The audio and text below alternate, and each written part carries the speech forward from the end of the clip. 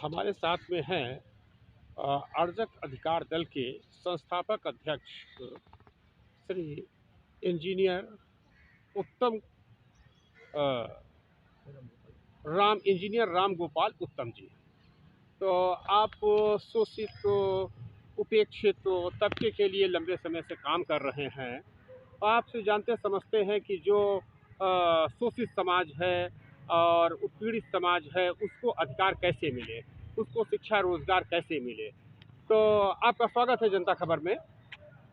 हम चाहेंगे कि आप कुछ जिस प्रकार से काम कर रहे हैं, तो आपको क्या लगता है कि ये शोषितों वंचितों को कैसे अधिकार मिलेंगे, कैसे उनको शिक्षा मिलेगा, कैसे रोजगार मिलेगा, कैसे उनके पास भी खेती पाती होगी, कैसे उनके पास भी मकान होगा, इस पर कुछ बताइए। भविष्य कैसा दिख रहा है जी। भाई साहब, जी बड़ी चिंता का विषय है जी कि हमारा देश, जी कोई भी राजनीतिक दल हो, जी लेकिन हर जगह वर्चस्व सामंतों का है। जी अगर धीरे धीरे हमारा देश जी फिर से सामंतवाद की तरफ जा रहा है जी और 70-75% हाँ श्रमजीवी समाज जी जो मेहनत मजदूरी करके सबका पेट भरता है, हम्म, सबके लिए मकान, सड़क सब कुछ बनाता है, वो गुलामी की ओर जा रहा है। जी लेकिन सरकार ने कुछ ऐसी चाल चली है, इन सामंतों ने सामंतवाद को पोषित करने के लिए जी जो भी सरकारें आई, हम्म, उन्होंने ऐसी नीतियां बनाई कि जो शोषित वंचित समाज है जी उसको उसी गुलामी में रसाने लगा है। हम्म, वो गुलामी इंजॉय कर रहा है, जी गुलामी से उसे घृणा नहीं हो रही है। जी इसी वजह से ये पनप रही है। अब कैसे?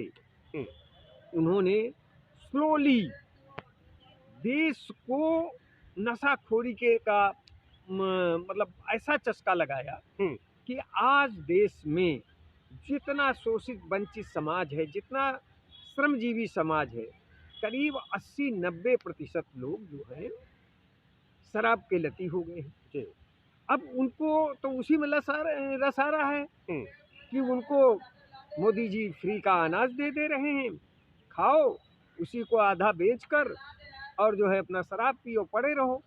जी तो इस तरह से व्यवस्था ऐसी क्रिएट कर दी है हम्म, कि लोग उस गुलामी में मजा लेने लगे हैं बजाय उसके निकलने की। जी जी इसी तरह से हम्म, शिक्षा को जी इतना महंगा कर दिया गया। महंगा तो किया ही, जी साथ में शिक्षा को डिस्ट्रॉय कर दिया।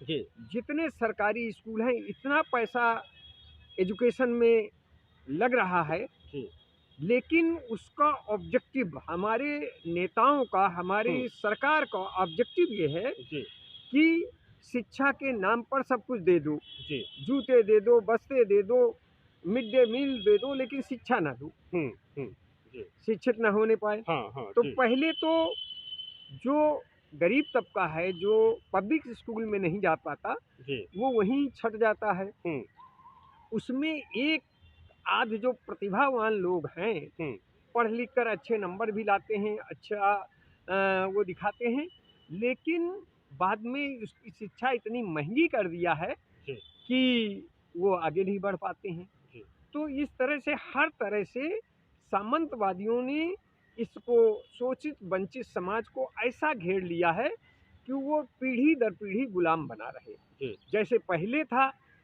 कि आपका वर्ण व्यवस्था से उन्होंने तय कर दिया था कि पीढ़ी दर पीढ़ी तुम्हें यही काम करना है, जी तुम्हें गुलाम बनकर रहना है। हम्म, अब वर्ण व्यवस्था ढीली पड़ रही है, जी तो दूसरी तरह से वर्ग व्यवस्था जो है होती जा हाँ, रही है वर्ग व्यवस्था जिसमें होती जा रही है। जी जी तो बड़ी चिंता का विषय है जी और इसका कोई काट आसानी से नहीं निकल पा रहा है, हाँ हाँ क्योंकि कोई भी कार्यक्रम चलाने के लिए जी अच्छा खासा धन बल की आवश्यकता होती है। जी और हम लोग जो शोषित वंचित समाज के लिए काम कर रहे हैं, हाँ उनके पास इस चीज़ की सबसे ज़्यादा कमी है। जी तो कैसे काम किया जाए, कोई रास्ता नहीं निकल पा रहा है। जी फिर भी प्रयास किया जा रहा है वही होगा जो मंजूर खुदा होगा। जी जी। धन्यवाद। बहुत बहुत धन्यवाद। ये थे इंजीनियर राम गोपाल उत्तम जी, जिन्होंने जो बराबर शोषितों पीड़ितों के लिए संघर्ष करते रहे और आज भी संघर्ष कर रहे हैं। और आपका स्पष्ट मानना है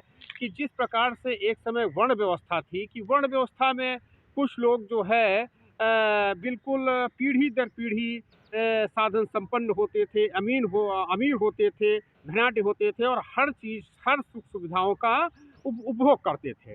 और उसके बनस्पति एक बड़ा समाज ऐसा था जो वर्ण के ही आधार पे कहा जाता था, लेकिन वो विभिन्न साधनहीन था और संपन्नताहीन था, वैभवहीन था, और उसको केवल कमर तोड़ मेहनत करना पड़ता था और मेहनत करके ही जो है गुजर बसर करना होता था। तो आज उसी प्रकार से दो वर्ग बन गए हैं। एक वर्ग वो है जो पूरी तरीके से सारे संसाधनों का एंजॉय कर रहा है, बढ़िया मकान है, बढ़िया गाड़ी है, बढ़िया फ्रिज है, टीवी है, माने सारे संसाधन जो है, बढ़िया ब्लोअर है, हर तरीके के जो है मौसम के उपकरण है कि जाड़ा गर्मी बरसात का उसके लिए कोई फर्क नहीं पड़ता है। एसीदार गाड़ी है, बड़ी गाड़ी है, उससे बड़ी गाड़ी है, और उसके पास ज़मीन है, फार्म हाउस है, कई कई मकान हैं, शिमला में है, नैनीताल में है, देहरादून में है, लखनऊ, कानपुर, पटना, दिल्ली, मुंबई, मतलब विभिन्न शहरों में भी है, ग्रामीण में भी है। और उसके जो है मुकाबले में दूसरा वो समाज है जिसके जो अभावग्रस्त है, जो तो ये निश्चित नहीं है कि शाम को वो क्या खाएगा, दिन भर मेहनत कर रहा फिर शाम को क्या खाएगा। तो ऐसे लोगों की आप चिंता कर रहे हैं, और अभी भी शोषितों पीड़ितों के लिए चिंता करने वाले लोग रुके नहीं हैं। और देखिए क्या होता है। बहरहाल कार्य जारी है। आप सब देखते रहें जनता खबर। मैं इंद्र प्रकाश बौद्ध, इको गार्डन, लखनऊ। धन्यवाद।